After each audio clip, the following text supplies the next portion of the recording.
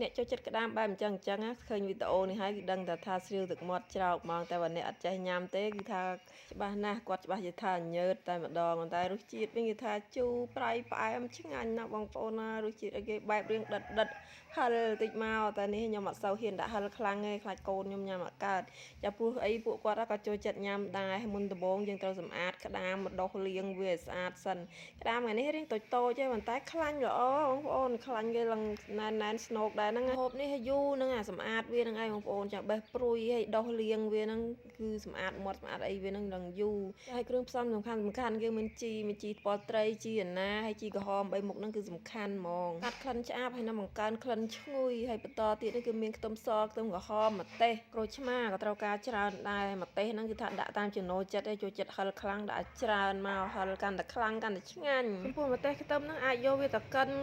ឬក៏បុកដូចខ្ញុំក៏បានដែរបើសិនមានម៉ាស៊ីនកិនវារត់ស្រួលអញ្ចឹងទៅហើយគ្រឿងផ្សំមានទឹកត្រីវីចេងស្ក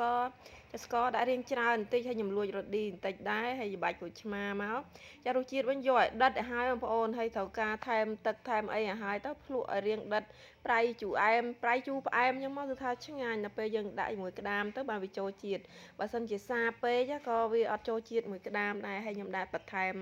ទៅដោះគោខាប់បន្តិចឲ្យវាកាន់តែខ្ទិះនិយាយទៅភ្លាក្តាមនេះខានញ៉ាំយូរបងប្អូនចូលលក្ខណៈ2-3ឆ្នាំហើយដឹងគ្រាន់តែខានទៅផ្សារឃើញគេលក់អញ្ចឹងទៅតែចេះតែខ្ជិលធ្វើហ្នឹងអង្គុយបកក្តាមហ្នឹងឯងហើយមួយយ៉ាងគឺថាបើសិនជាធ្វើមួយមុខហ្នឹងគឺអ្នកផ្សេងទៀតអត់សូវបានញ៉ាំតែក្តាមអញ្ចឹងខ្ញុំអត់ចង់តែថ្ងៃនេះបានកូនជំនួយគេជួយអញ្ចឹងទៅហើយយើងមកធ្វើតែនេះទៅដូចថាវាតែមួយមុខអញ្ចឹងទៅស្រួលបានគ្រាន់លឿនបន្តិចចង់ឲ្យឃើញពណ៌ម្ទេសដិតច្រើនណាអត់សូវហិលយើងអាចបន្ថែមជាម្ទេសម្លេក៏បានដែរចាហ្នឹងគឺវាជួយជំនួយពណ៌ផងហើយវាអត់ហិលទេពីអ្នកបងប្អូនហ្នឹងហេវរោតែរបស់អញ្ចឹងហើយតាំងញ៉ាំហើយឡើងមុនធ្វើឲ្យដាក់ទូទឹកកកចោលកន្លះម៉ោង1ម៉ោងអីក៏បានដែរបងប្អូនវាចូលជាតិតិចទៅហើយបើបានទុកយូរជាងនេះទៀតវារឹតតែចូលជាតិឆ្ងាញ់ប៉ុន្តែនេះគឺថាយើងញ៉ាំភ្លាមដែរហើយក៏